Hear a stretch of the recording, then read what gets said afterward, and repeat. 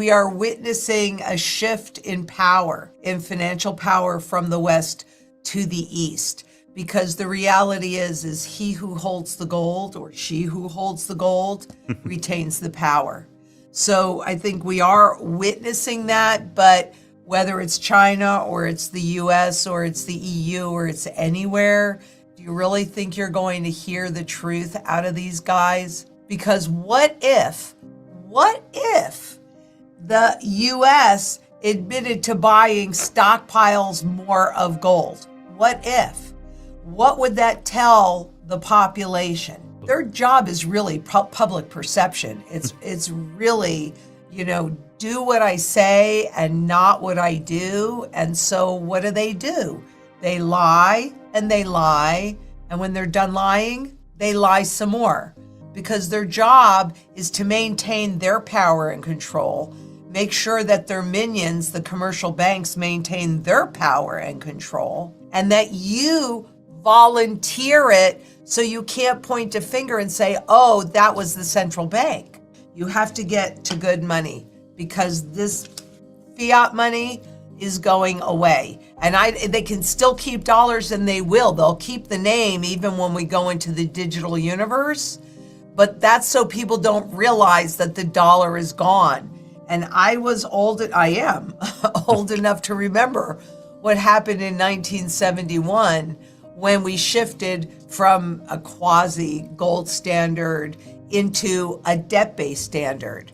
Well, now the debt is so high, it is absolutely not repayable. And if this new system is going to be based on their ability, meaning government's abilities to create more debt, well, then that means that they have to get rid of this huge mountain of debt.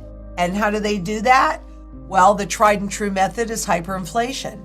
And there is no doubt in my mind but that we are clearly headed into a hyperinflationary depression because we're seeing signals that are occurring in the money supply and in different parts of the world that have not happened since the 1930s when they kicked off this grand experiment. That was the end of the first leg of kickoff, which actually began in 1913. Why? They're referencing back to those periods of time, and that's because that's where we are. What are you going to do to protect yourself? For me, obviously, it's physical gold and silver, plus food, water, energy, security, barterability, wealth preservation, community, which is arguably the most important part of that, and shelter. Because these are all the things that we need to sustain a reasonable standard of living as we go through this reset shift into the next iteration. In order to make this shift, when you know that you're out of tools, when you know that you're near the end of the game, if you can game the system so that you make the shift and you remain in power, isn't that then the goal? These guys, meaning central bankers, they know everything that I've told you, and they know a whole lot more. And they know a whole lot more than I do, honestly. This is where they live their lives. Well, what are global central bankers do but buying more gold than they ever have since they started recording how much central banks were buying? Even if you don't understand it. We are witnessing a profound shift in financial power from the West to the East. As Lynette Zang aptly notes, he who holds the gold, or she who holds the gold, retains the power. This transfer of power is becoming increasingly evident as global central banks, particularly those in Eastern countries, accumulate gold at unprecedented rates. The strategic importance of gold cannot be overstated. It is not just a hedge against inflation, but a critical asset that underpins economic sovereignty and stability. Despite this, the truth about these shifts is often obscured by those in power. Whether it's China, the US, the EU, or any other major player, the reality is that transparency is not their strong suit. The US, for instance, would never openly admit to stockpiling gold because it would signal to the public that the dollar's days might be numbered. Public perception management is their primary job. It's about maintaining control and power. They rely on a strategy of do what I say, not what I do, continuously misleading the public to keep them compliant. This obfuscation is crucial for maintaining their power. If people understood the true state of the fiat money system and the increasing shift towards tangible assets like gold, they might lose confidence in the current financial structure. This lack of confidence could precipitate a collapse in the very system that these powers are trying to uphold. Hence, they lie to maintain the status quo, ensuring that their commercial bank minions also stay in control. The reality is that fiat money is on its way out. Even if the name dollar persists in a future digital currency system, the underlying value and trust in it are eroding. Many people remember the shift in 1971 from a quasi-gold standard to a debt-based standard, which marked the beginning of the end for truly sound money. Today, the level of debt is astronomical and entirely unrepayable. The only way out of this debt spiral is through hyperinflation, a method historically used to reset financial systems by obliterating debt through currency devaluation. Signs of this impending hyperinflationary period are evident in various economic indicators, mirroring patterns last seen in the 1930s. For Zang, the solution lies in physical gold and silver, along with other essentials like food, water, energy, security, barterability, wealth preservation, community, and shelter. These are the fundamentals needed to sustain a reasonable standard of living through the turbulent times ahead. Central bankers are acutely aware of these dynamics. They understand the end game and are positioning themselves accordingly. This is why they are buying more gold now than ever before in recorded history. Even if the U.S. hasn't openly added to its gold reserves, the actions of global central bankers tell a clear story. They are preparing for a massive shift. The smart money is moving into tangible assets that retain value, rather than staying in fiat currencies that are rapidly losing theirs. The physical gold market operates differently from the spot market, which is dominated by easily manipulated paper contracts. The elite, those in the know, are not buying low-quality bullion. They are buying high-quality, rare coins and gold bars that hold intrinsic value. This is the category Zang advises to be in, because when the rules change, those with tangible assets will have the leverage. They can influence the laws and rules, ensuring their wealth and power remain intact.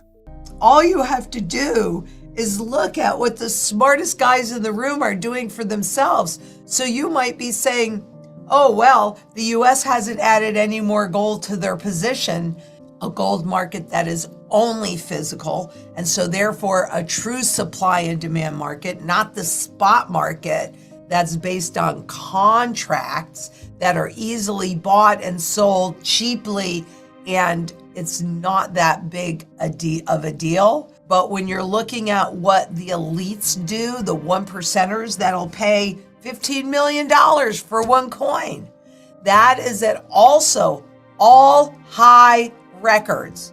All high records. Now, not the lower quality. This is not certainly an $8 million coin, right? And I'm certainly not saying that anybody out there needs to spend $8 million on a coin.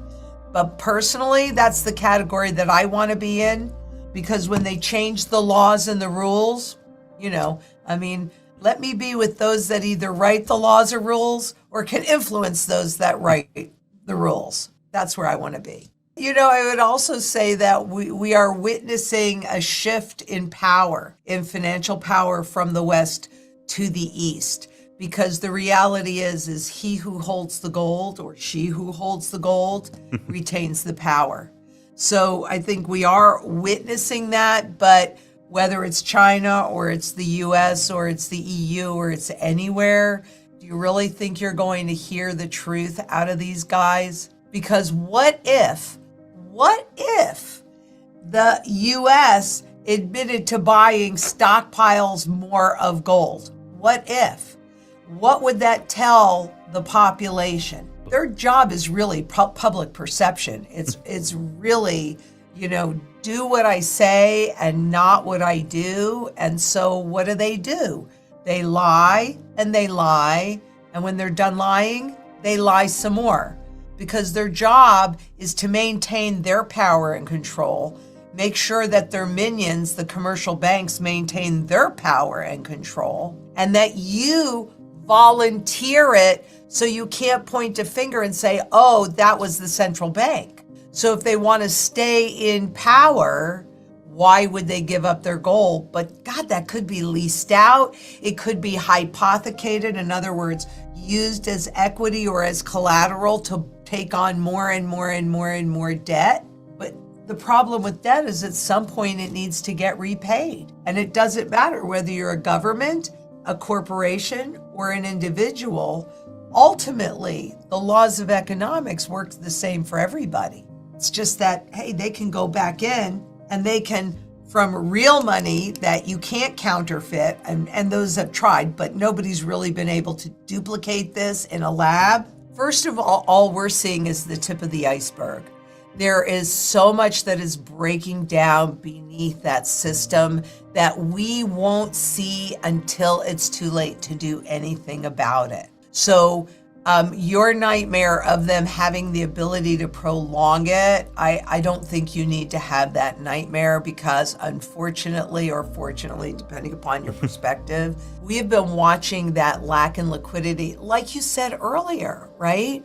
I mean, the Federal Reserve has been buying Treasury bonds since 2000, right? If there were enough demand out in the public, out in the globe, then they would not have had to have done that. And then in 2015, we had the first liquidity shock in U.S. Treasury bonds, the 10-year bond. But since 2008, as witnessed by something that does not exist anymore, you could watch the U.S. 10-year Treasury market being handed over to traders. You know, this is about again, it really is all about public perception, because this is all a huge con game. So it's in relative terms when you hear the dollar getting stronger or weaker, or a country wanting to peg their currency or to the dollar, which is what you're talking about in Argentina. Well, then that means that their economy has to be managed like the U.S. economy. We are witnessing a significant power shift in the global financial system from the West to the East. The central premise, as Lynette Zang frequently emphasizes, is that those who hold the gold will hold the power. This shift is driven by strategic moves from countries like China and Russia to accumulate gold, thus reinforcing their financial sovereignty and reducing reliance on the U.S. dollar. This shift is not something that will be openly admitted by Western powers. Public perception management is critical for maintaining control. If the U.S. were to openly admit that it is buying gold stockpiles, it would signal to the population that the dollar's value is under threat, leading to potential panic and loss of confidence. Thus, maintaining the facade is essential. They lie to keep the system intact, ensuring their power and control over the economy remain unchallenged. The transition from a gold-backed system to a debt-based system in 1971 has led to an unsustainable buildup of debt. With debt levels now so high that they are unrepayable, the only way out is through hyperinflation, a method historically used to reset financial systems by eroding the value of currency. The signs of an impending hyperinflationary period are already visible, mirroring patterns seen in the 1930s. For individuals, the solution lies in tangible assets, physical gold and silver, along with essentials like food, water, energy, security, and community, form the foundation of a resilient financial strategy. Central banks are acutely aware of this dynamic and are buying gold at record levels. Even if the U.S. hasn't openly added to its gold reserves, the actions of global central bankers speak volumes. They are preparing for a massive shift, and the smart money is moving into tangible assets that retain value, unlike fiat currencies. The manipulation of gold and silver prices through paper contracts is a temporary phenomenon that cannot last indefinitely.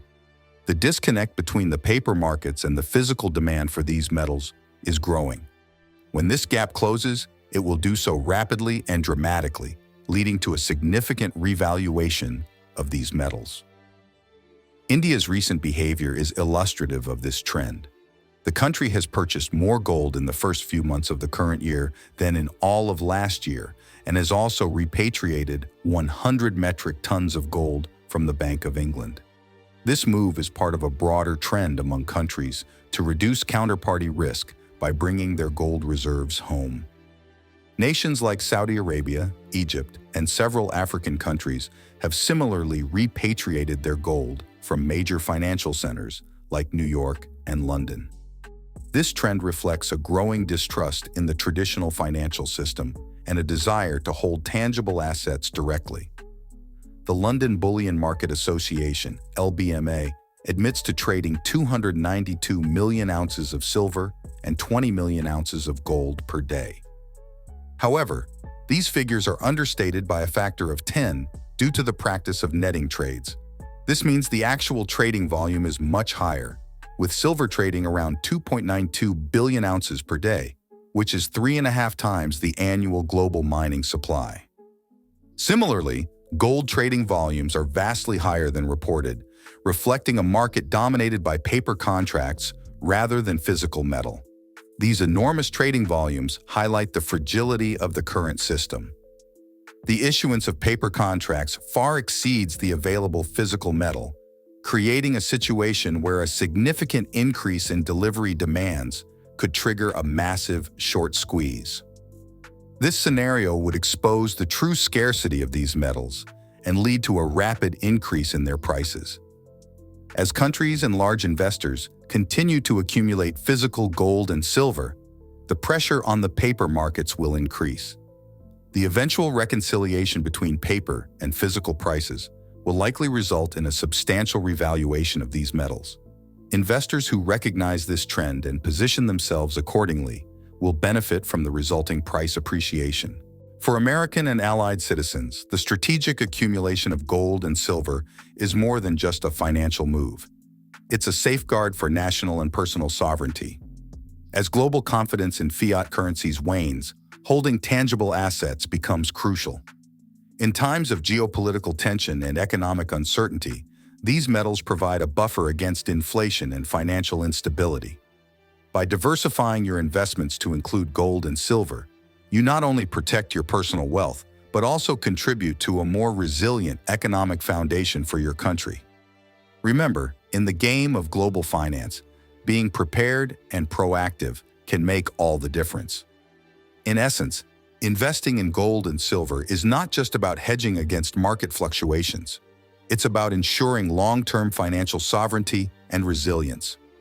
By holding these assets, you align with the strategies of central banks and major investors who recognize the inherent value and stability they offer. This proactive approach can help shield your wealth from the erosive effects of inflation and the uncertainties of the global economy. If you want to stay most up-to-date on the silver and gold markets, make sure to subscribe to my daily 5-minute silver and gold newsletter.